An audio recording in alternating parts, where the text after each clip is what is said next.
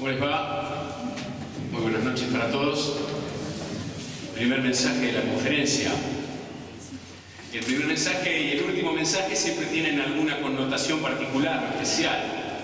Se espera del último mensaje que deje insertos en nosotros ciertos tópicos de lo que hemos contemplado durante toda la semana para que nos lo llevemos puestos de algún modo y actitudinalmente sepamos lo que tenemos que hacer delante de Dios, porque Dios nos habrá estar demandando sobre lo aprendido. Se espera del primer mensaje de la saga que genere algún gustito dulce en los labios para seguir abrevando en las aguas del conocimiento de Dios a lo largo de toda la semana y estar atentos y alertas a lo que Dios tiene para decir. El Señor está N veces infinito por arriba de las circunstancias. Quisiera, personalmente, aunque sea, tratar de estar lo más cerca posible de las mismas al momento de abrir la palabra. Quo vadis? ¿Hacia dónde vamos? Nuestro tema en esta noche, en la obra de Dios en los tiempos actuales. Si le trasladas esta pregunta a un grupo de adolescentes o de jóvenes, seguramente la respuesta del otro lado sería muy sencilla. Muy bien, Daniel, definime obra de Dios. Y si bien este latiguillo que solemos utilizar muchísimo demanda seguramente mucho tiempo de expectación y de observación, casi que tendríamos que decir obligadamente que por lo menos tenemos que tratar de pararnos a comprender, aunque sea un poco, de lo vasto que este concepto puede enredar. A menudo tenemos un concepto ciertamente quizás un poco limitado de lo que es la obra de Dios. A menudo lo relacionamos fácilmente con la iglesia, con el misionero, con la institución, con la obra misionera, con el servicio, con la labor, con la tarea que hacemos todos los días, y de algún modo hacemos una especie de cisma entre aquello que no tiene nada que ver con el servicio, la obra y la iglesia y la obra de Dios. Verdaderamente es mucho más vasto, mucho más complejo, mucho más grande. La obra de Dios es todo aquello que opera en mi vida y se extiende desde mí a mi entorno de los valores de Dios. La obra de Dios es todo aquello que obra y actúa en mi iglesia y se extiende desde mi iglesia a su entorno de todos los valores de Dios. Por lo tanto, mi matrimonio es la obra de Dios. Por lo tanto, mi trabajo secular es la obra de Dios. Por lo tanto, mi relación con mi esposa, mi padre, mi madre, mi familia, mi relación con mi barrio, mi relación con las personas que me rodean, todo es la obra de Dios. Jesús es el gran enseñador del objeto de la obra de Dios. Cuando en el 17 de Juan, después de decir que había acabado la obra que le había dado que hiciera, dijo: yo te he glorificado en la tierra. Es que el hecho de que las personas propias y extrañas puedan vernos a nosotros y decir que grande es Dios viéndome a mí, es el gran objeto y objetivo de esta obra de Dios en toda mi vida. Pablo también enseña de que está constituida esta obra de Dios con un conjunto de mini herramientas maravillosas a las cuales en Efesios 2:10 las denomina de un solo modo: buenas obras. Y dice más respecto a estas buenas obras en Efesios 2:10. No lo busquen porque no es nuestro tema. Pero aclara profusamente y profundamente que estas buenas obras son un acto de obediencia a Dios, porque Dios las preparó para que andemos en ellas. No dice que medianamente elijamos aquellas que queremos y aquellas que no queremos. No dice que sepamos seleccionar alguna correcta o no. Dice que le obedezcamos y que andemos en estas buenas obras, componentes de la obra de Dios que debe ser mi vida. Pero dice más el apóstol. Y te quiere decir, y me quiere decir, mi hermano, mi hermana, que estas buenas obras son parte de un regalo que Dios nos ha dado, porque las preparó de antemano para que andemos en ellas. Por lo tanto, si desobedezco y no ando en ellas, peco con desobediencia. Ahora, si desobedezco y no las cumplo, es porque no las valoro, y no valoro algo que mi Señor me está dando, el más grave y aún más profundo de los pecados. A menudo celebramos y festejamos aquellas cosas que nos han sido concedidas y dadas por el Señor: ser herederos y coherederos con Cristo. ¡Qué maravilloso! O pararnos en Mateo 28 y saber claramente y profundamente que el Señor que está en nosotros nos acompañará hasta el fin del mundo, y gritamos rápidamente: amén. Los los derechos son maravillosos y enseguida nos abrazamos a ellos. A ver, si el Señor nos está diciendo claramente que no solo nos es concedido el creer, sino también el padecer, ¿por qué no tomo el deber con la misma felicidad y alegría que el derecho? Porque el Señor me honra indignamente, aún por permitirme servirle. Entonces dice Pablo, entiendan esto, estas buenas obras desde la persona de Dios han sido entregadas para que ustedes anden en ellas. Herramientas componentes de esta obra de Dios que Dios nos quiere dar, hermanos y hermanas. Somos engranajes del maravilloso aparato de la Iglesia de Cristo. Como engranajes me tengo que preocupar porque mis dientes estén perfectos y encastren el engranaje del lado para mover el eje que mueve el aparato de la Iglesia de Cristo. Es tu responsabilidad y mi responsabilidad estar a esta altura de las circunstancias. Nosotros tenemos que extender la obra de Dios en estos tiempos actuales, extendiendo nuestras vidas y extendiendo las vidas de nuestras iglesias. Miren, esta noche nosotros vamos a leer un pasaje compuesto por unos cuantos textos y al cabo de ese pasaje vamos a proyectar un pensamiento y vamos a hacer un trabajito respecto a ese pensamiento. En primer lugar vamos a leer la Biblia. Un pasaje que podríamos decir tiene hasta cierta paradoja respecto a lo que estamos hablando. Pero en segundo lugar vamos a proyectar un pensamiento y vamos a hacer un trabajito con él. Vamos a la Biblia. Hechos capítulo 2, versículo 23. ¿Por qué porciones paradójicas? Es fantástico estudiar la obra de Dios en tiempos actuales y ver cómo actúa Dios, porque me dice que para aprender tengo que irme 2000 años atrás. Capítulo número 2, versículo número 22.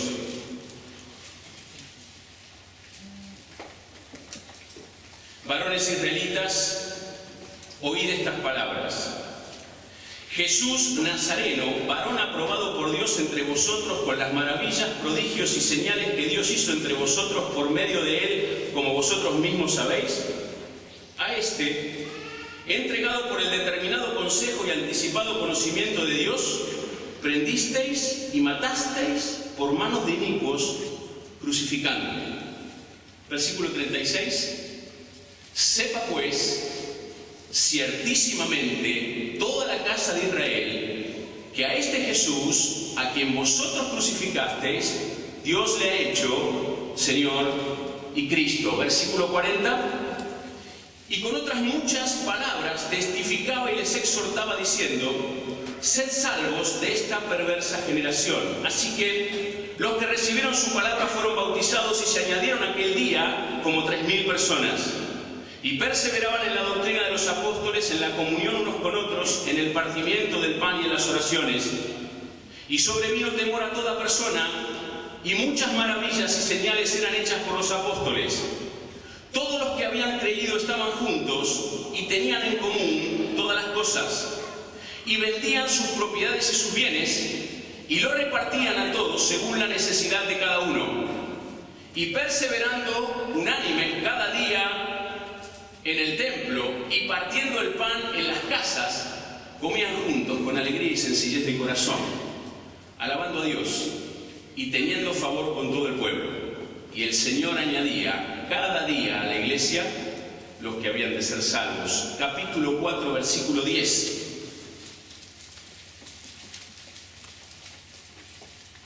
Sea notorio a todos vosotros y a todo el pueblo de Israel que en el nombre de Jesucristo de Nazaret, a quien vosotros crucificasteis y a quien Dios resucitó de los muertos, por él, este hombre está en vuestra presencia sano. ¿Se acuerdan de aquel milagro de sanidad? Este Jesús es la piedra reprobada por vosotros los edificadores, la cual ha venido a ser la cabeza del ángulo, y en ningún otro hay salvación, porque no hay otro nombre bajo el cielo dado a los hombres en que podamos ser salvos. Versículo 32. ¿Podemos leerlo todos juntos en voz bien alta, el 32? ¿Sí? Versículo 32. Y la multitud de los que habían creído era de un corazón y un alma, y ninguno decía ser suyo propio nada de lo que poseía, sino que tenían todas las cosas en común. y con gran poder los apóstoles daban testimonio de la resurrección del Señor Jesús, y abundante gracia era sobre todos ellos. Así que no había entre ellos ningún necesitado, porque todos los que poseían heredades o casas las vendían y traían el precio de lo vendido y lo ponían a los pies de los apóstoles, y se repartía a cada uno según su necesidad. Capítulo 5, versículo 10. Y por la mano de los apóstoles se hacían muchas señales y prodigios en el pueblo, y estaban todos unánimes en el pórtico de Salomón. Capítulo número 11, versículo 6, y con esto terminamos el relato.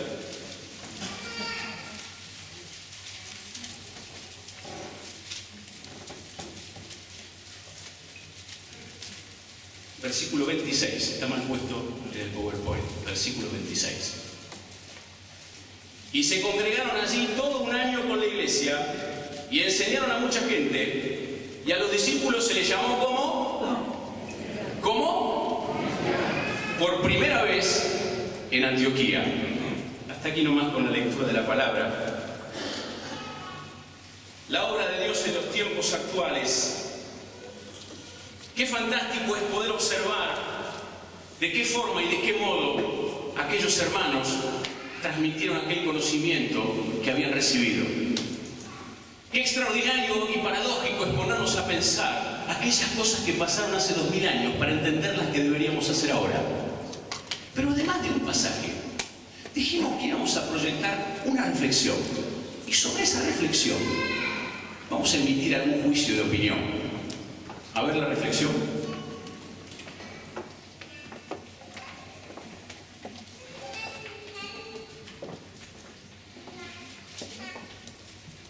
Ya viene la reflexión, ¿eh? Están pensando por eso.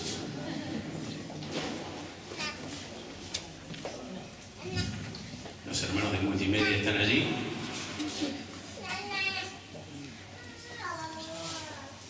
En los tiempos actuales, la Iglesia no ejerce la influencia que debe sobre el mundo, porque el mundo ejerce la influencia que quiere sobre la Iglesia. Lo repito, en los tiempos actuales, la Iglesia no ejerce la influencia que debe sobre el mundo, porque el mundo ejerce la influencia que quiere sobre la Iglesia. Una aclaración antes de hacer un trabajito, una aclaración nada más. Ni vos, ni yo, ni usted, ni yo, ni nuestras iglesias vamos a cambiar para mejor este mundo. Eso es inviable, imposible. Por ende, esos lemas que dicen Pilar para Cristo, Lanús para Cristo, Quilmes para Cristo, Bursaco para Cristo, Aedo para Cristo, Morón para Cristo, son prácticamente un mensaje publicitario sin un reflejo real de realidad. Por el contrario, nosotros sabemos que el hecho de que esto vaya cada vez en peor significa que nuestro Señor nos va a venir a buscar más rápido. Pero sepamos esto muy claramente. La Iglesia tiene que ejercer una influencia salvífica sobre este mundo para que las almas que están esclavas de Él salgan a la libertad del Señor. Y nosotros somos elegidos por Dios, aunque no lo podamos entender, para transmitir esto, ¿sí? Entonces repetimos el latiguillo. La Iglesia no ejerce la influencia que debe sobre el mundo, porque el mundo ejerce la influencia que quiere sobre la Iglesia. Mira a la derecha. Me dijeron que no me tenía que correr de acá, que me estoy atado. Mira a la derecha, todos los de la derecha, ¿sí? Yo les voy a pedir un favor, acá y arriba, divídanse arriba también, para un lado y para el otro. Quisiera pedirles que levante su mano bien alto. Todos aquellos que estamos de acuerdo con esta expresión, pero bien alta la mano. No, del lado derecho primero. Bien alto. Todos los que estamos de acuerdo, más alto por favor, para verlos bien. Bien alta la mano, bien alta, bien alta, bien alta la mano. Esperen, no la bajen, ¿eh? 97%. ¿La bajamos? ¿Sí? Porque hay alguno que tiene la mano acalambrada, me parece. ¿Bien? De mi a la izquierda, levante la mano bien alto el que está de acuerdo con esta expresión. Porque puede alguien no estar de acuerdo con esta expresión. Levante su mano bien alto, por favor. 98,5%. Casi 98% de promedio. La gran pregunta que nos tendríamos que hacer, mi hermano, mi hermana, todos, yo el primero, que estamos de acuerdo con esta expresión, ¿qué estamos haciendo para cambiarla? Miren, ya no decir meramente qué fue lo que hice para caer en esto. Decir ahora, empecemos de nuevo, ¿qué vamos a hacer en este tiempo actual para cambiar esta realidad? Porque la responsabilidad es nuestra. Querido hermano, querida hermana, de 2000 años hasta esta parte, algo cambió. No fue el Señor. No fue la palabra del Señor. ¿Quieren un dato más? Tampoco cambió el imperio. ¿Pero cómo? Si en aquella época pasaban las cosas que pasaban, no cambió el imperio. Este imperio en el que vivimos sigue teniendo dueño, es Satanás. Sigue teniendo un empleado absoluto, que es un emperador, que será a veces un grupo económico, que será a veces el presidente de un país muy grande, que será a veces un holding empresario, que será a veces un grupo de multimedios. Él elegirá quién. Igual que en aquella época, un dueño y un emperador. Igual que en aquella época, súbditos que le sirven a ambos. E igual que en aquella época, esclavos de toda esclavitud. Eso no cambió. Capaz que cambiamos nosotros. Y que no estamos razonando y pensando la vida como aquellos hombres y aquellas mujeres la pensaban. Esto no es nuevo. Como tampoco esta reflexión es mía.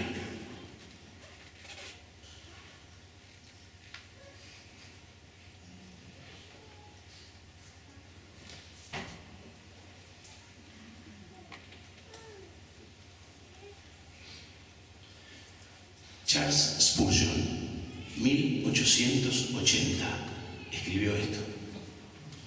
Miró en Londres la sociedad de su época y la iglesia de su época y tuvo que decir que el mundo estaba ejerciendo una influencia tal que hacía que la iglesia no pudiera ejercer una influencia sobre él. Algo cambió, algo sucedió, algo pasó. Satanás, en una demostración absoluta de su no omnisciencia, de que no lo sabe todo, tardó muchos años. Por cada hermano que aniquilaban, por cada hermana que aniquilaban, 5 se entregaban al Evangelio. Los tomaban de las casas, los agarraban de los pelos, los tiraban al piso y los encerraban en una mazmorra. Sin ningún tipo de juicio, sin ningún tipo de actitud judicial alguna. Directamente a algunos los decapitaban, a otros a los leones, a otros a incendiarlos y prender fuego delante de todos los palacios de los emperadores. Y cada vez que aniquilaban uno había 5 que se entregaban. ¿Qué pasaba? La sociedad los veía. No podemos creer que toda la sociedad aplaudía la muerte de los cristianos. La sociedad los veía. Y en un momento determinado alguien se preguntaba: si morir esta muerte lo eligen porque este Jesucristo para ellos es importante, ¿quién será este Jesucristo para que tomen esta decisión? Y se entregaron. Hasta que Satanás se dio cuenta de algo. Voy a destruir no sus vidas, voy a destruir lo más preciado que tienen. Y años más adelante se decreta el cristianismo, la religión oficial del imperio. Satanás empieza a aniquilar la identidad, ya no el cuerpo, su sustancia, su esencia, lo que eran. Pero Dios siempre guardó su remanente fiel. Y hoy estamos aquí porque Él guardó su remanente fiel. Pero ¿cuál fue la actitud de aquellos hermanos y aquellas hermanas luchando de día en día por la extensión de la obra en sus tiempos? ¿Cuál fue la actitud? Miren, hubo 2 actitudes notables. La primera de ellas, el Señor Jesús la enseña rotundamente, con tan solo una palabrita, de tan solo 2 letras, hermanos y hermanas. La primera actitud de la iglesia primitiva para extender la obra de Dios en los tiempos en que les tocó vivir fue esta: ir. Es conmovedor pensar en el Señor decir en Mateo 8: los animales tienen lugar donde estar seguros y descansar, y yo no tengo dónde recostar mi cabeza. Y uno piensa en los extraños y no les sorprende, piensa en los propios y se queda maravillado, piensa si el Señor no lo habrá utilizado como su propia renuncia, no lo sabemos. Ahora hay un hecho que es concreto. Cuando su fama se empezó a extender, tranquilamente el Señor podría haber dicho lo siguiente: bueno, Pedro, voy a tu casa, colocamos a María como mi secretaria Vos y Juan y Andrés vayan caminando y empiezan a traer a la gente. Yo atiendo de 8 a 20. Habría una cola de kilómetros de personas, estoy seguro. Y él hubiera cumplido de algún modo, ¿o no? Llenó de polvo sus sandalias. Decidió ir donde la mente débil humana decía que no tenía que ir. Y decidió ir donde la mente humana decía que tenía que ir. Un judío metido en Samaria, en Juan 3. Pero un judío metido en Samaria que llega a un pozo público a la vista de todo el mundo. Un judío metido en Samaria que llega a un pozo público a la vista de todo el mundo y que se entrevista con una mujer. Un judío que llega a Samaria, a un pozo público, entrevistado con una mujer, pecadora de todo pecado. Los discípulos lo agarraban del manto y no lo querían dejar ir en Juan 11. Los judíos te van a matar. No importa que sea Lázaro, no importa que esté Marta, no importa que esté María. Escúchame, te van a matar. Vayamos nosotros y muramos con él, decían irónicamente, ¿o no? Y él fue. En Mateo 9 lo miraban sentado con publicanos y pecadores. Él tenía que estar allí porque él había ido. ¿Quién se acercaba a un leproso? En Lucas 17. ¿Quién se acercaba a un leproso? ¿Y a 10?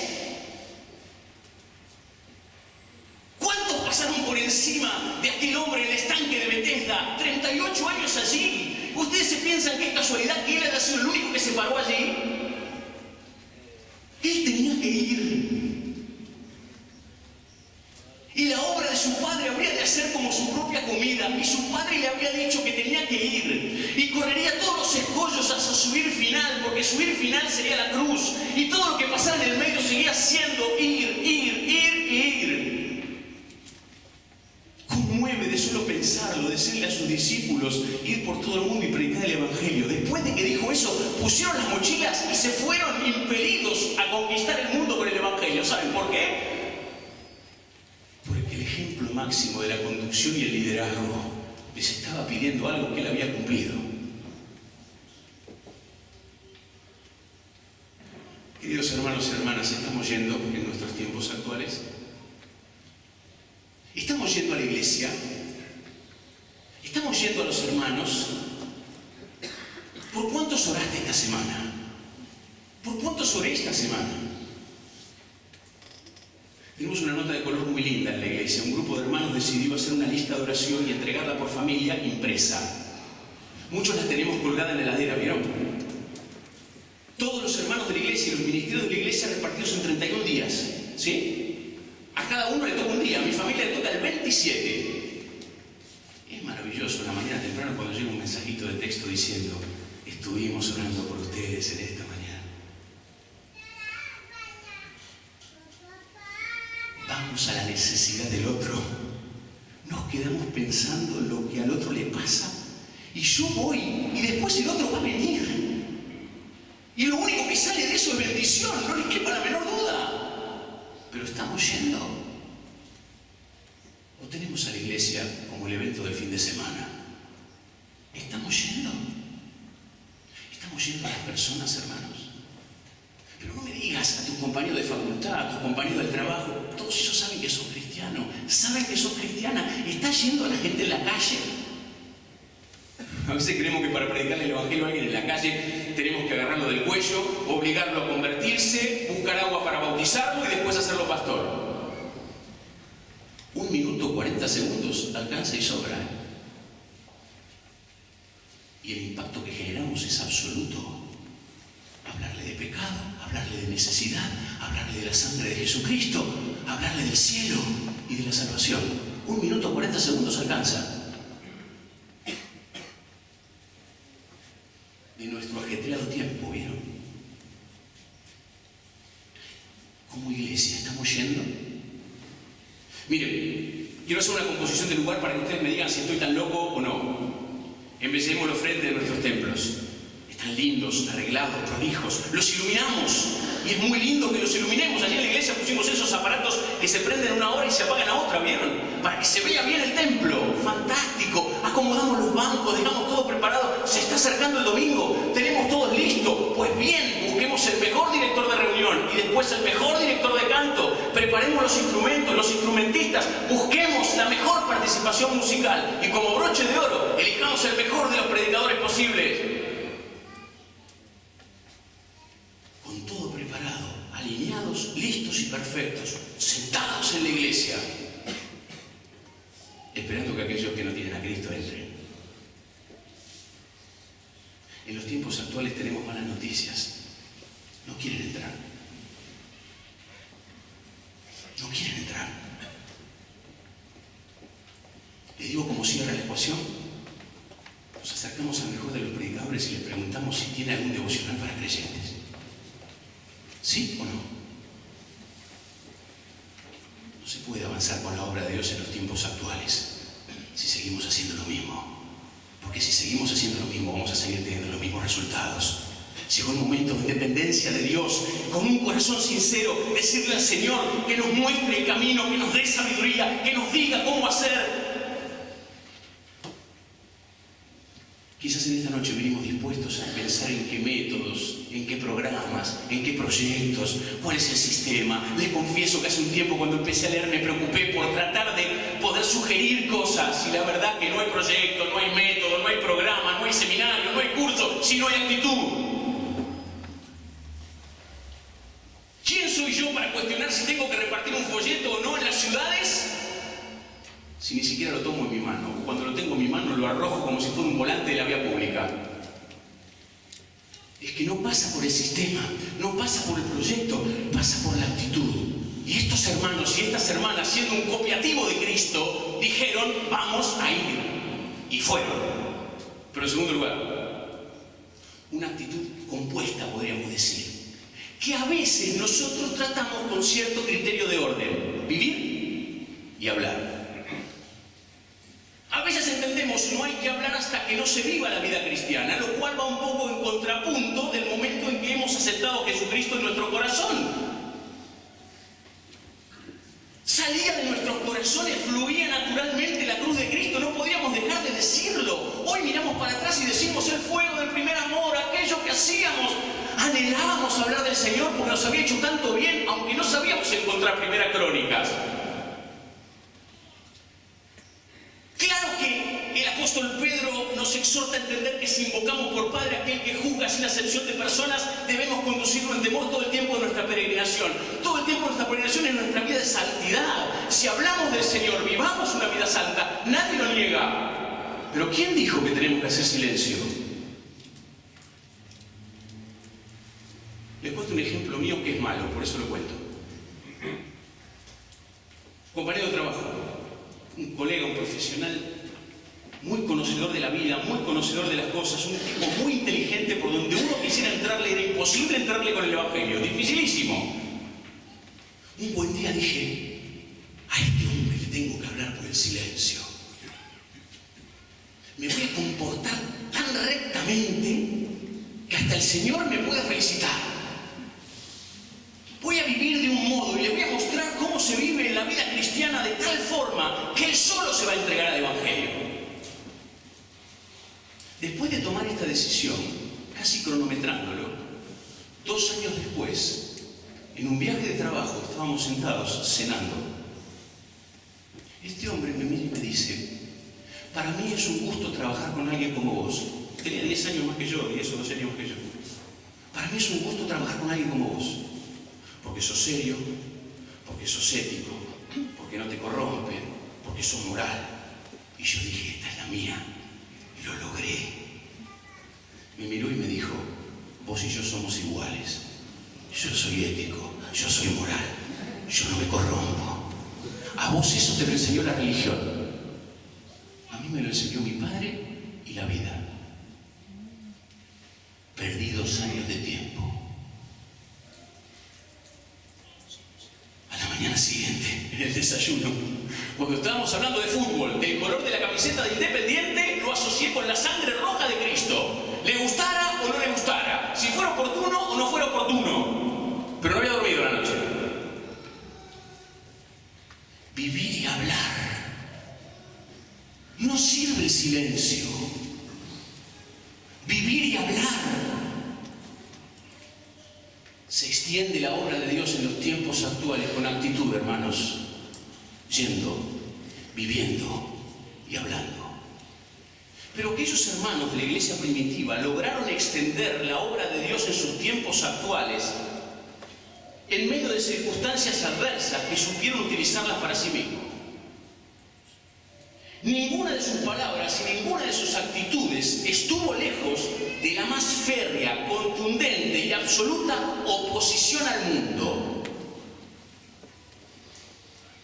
Pásense por el versículo 23 del capítulo 2, por el versículo 36 del capítulo 2, por el 4 del 10 al 12, que no releemos por el tiempo. Y van a observar que en aquel discurso maravilloso los judíos estaban escuchando exactamente lo que no querían oír. El Señor Jesús es el enviado. Al Señor Jesús no lo crucificaron los romanos, lo crucificaron ustedes. Con el conocimiento de Dios preanticipado y como parte del plan de Dios. Pero sepan ustedes que ustedes lo tuvieron como la piedra reprobada. Pero Él era el enviado de Dios. Las tripas salían de su entorno cuando los judíos escuchaban esto. Versículo número 40. Para nosotros nos parece una expresión española extraña. Perversa generación. ¿Qué decimos con esto? No había ningún eufemismo. No había ningún acariciar el lomo a nadie. Se decía exactamente lo que se tenía que decir. Porque el que hablaba era Dios. Y no hablaban ellos. Y miles de personas aceptaron a Cristo porque el mensaje era contundentemente opuesto a lo que el sistema del imperio y el mundo entregaban. Queridos hermanos, en nuestros tiempos actuales vivimos un tiempo de mensaje light, pero no mensaje secular. El mensaje nuestro es light. Cuidado, no pronunciemos mucho la palabra pecado, porque la gente que no tiene a Cristo se va a poner mal, le va a resultar muy fuerte, le va a resultar muy difícil. ¿Saben qué logramos a partir de eso? Minimizar la culpa, minimizar la importancia del arrepentimiento, minimizar lo que significa la salvación, minimizar la obra de Cristo en la cruz. No se puede hablar con media palabra. Vivimos en un tiempo actual de mensajes light de la iglesia y de valores light. En los tiempos actuales se necesita una iglesia con una actitud comprometida ante el mundo. Vos y yo sabemos claramente que hay nenes que no pueden comer todos los días. Vos y yo sabés que hay gente que está mendigando aquí nomás, a 10 cuadras debajo de la autopista sur. Y también sabemos que gente muy acaudalada se está muriendo en las drogas. Y también sabemos que la hipocresía, la mentira, el engaño y la destrucción de los hogares está en aquellos que económicamente tienen. Porque el problema no es el dinero, el problema es el pecado. El asunto es si nos vamos a seguir debatiendo en si hacemos socialismo o no hacemos socialismo con el Evangelio. Y esto no es real. Hay que empezar a cambiar de mentalidad, acercarnos a la necesidad, folleto en mano y evangelización dispuesta y hacer las dos cosas a la vez. El Señor vio que las multitudes estaban cansadas, que estaban hambrientas. Y Él sabía claramente que después lo iban a seguir por la comida. Pero era la chance de tenerlos ahí para seguirle hablando. Si miramos lo social y no evangelizamos, somos un club de barrio. Ustedes saben que desde hace algún tiempo con algunos hermanos tratamos de trabajar en un ministerio llamado Juntos. ¿Quién sabe lo que es Juntos? Levante su mano. ¿Quién sabe lo que es Juntos? Levante su mano bien alta. Muy bien, la gran mayoría, nos deja un poco tranquilos eso. Mar del Plata, el año pasado, habíamos repartido zapatillas en una zona muy careciente con un método muy particular. Al cabo de una de esas reparticiones, hicimos un taller. Terminado el taller, se me acerca un abuelo, careciente de toda carecencia. 4 cajitas de zapatillas y 4 nenes alrededor dando vueltas. Me mira y me dice, mire, hace ya 3 años el municipio vino y nos regaló a todos frazadas. 2 veces vino y nos trajo 2 tandas de frazadas. 20 días después, venían con colectivos y camiones. Nos cargaban para ir al acto político en la plaza. Y teníamos que ir. Ustedes vinieron hoy, nos dieron zapatillas para nuestros nenes y nuestros nietos que la necesitaban. Y nos dijeron no que los sigamos a ustedes, sino a Jesucristo. 10 minutos antes había aceptado al Señor en la predicación.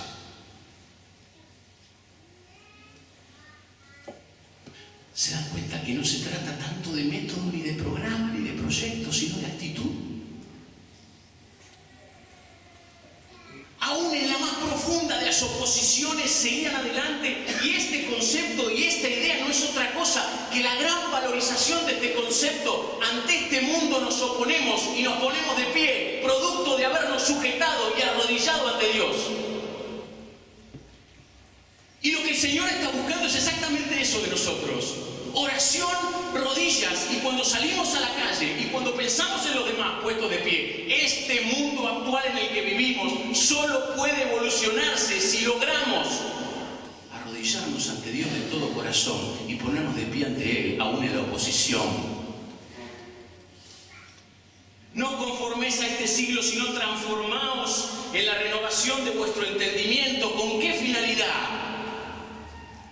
Con la finalidad de comprobar cuál sea la buena voluntad de Dios, agradable y perfecta. Cristianos que se plantan.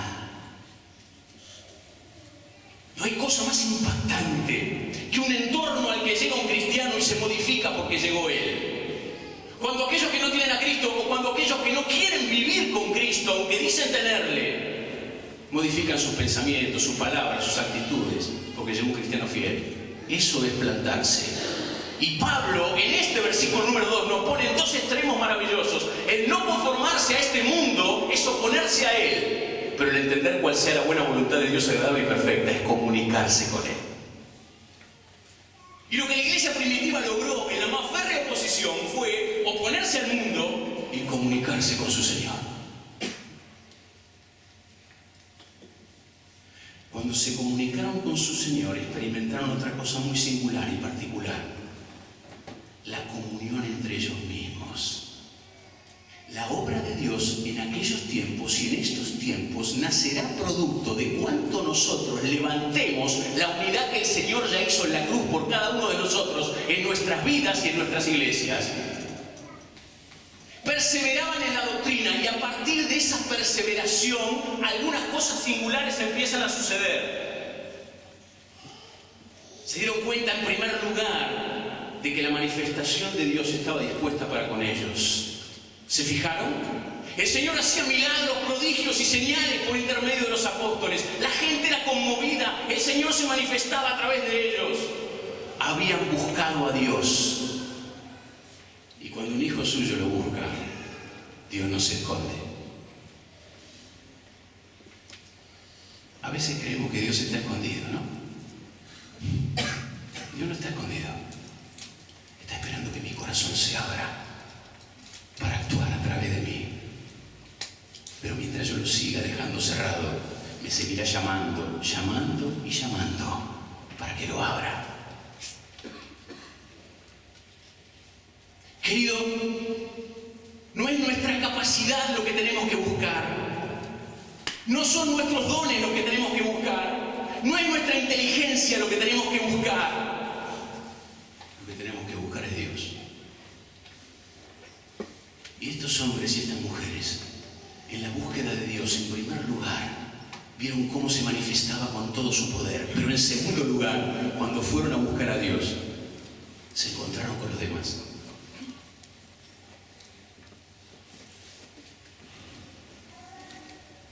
La perla preciada más extraordinaria tiene que ser mi hermano. Tiene que ser mi hermana. Lo mejor que tengo alrededor tiene que ser el otro. Y mi corazón tiene que estar dispuesto totalmente en función y en pos de Él. Cuando ellos fueron buscando a Dios, encontraron a los demás hermanos. Entonces nos enseña el capítulo número 2 que compartían para las necesidades de todos. Entonces nos enseña el capítulo número 4 que todos eran de un mismo corazón y de una misma alma. Si no nos encontramos con los hermanos, es probable que no estemos buscando al Señor. Porque la gran exhortación de la Biblia es que yo tenga la capacidad de ver al Señor en el otro. Porque ese otro es de mi misma matriz. Ese otro fue formado igual que yo. Ese otro es como yo. Y el Señor lo puso a mi lado precisamente por eso. Entonces en el 17:23 del Evangelio de Juan, el Señor es contundente. Yo en ellos y tú en mí, para que sean perfectos en unidad. ¿Cómo dice?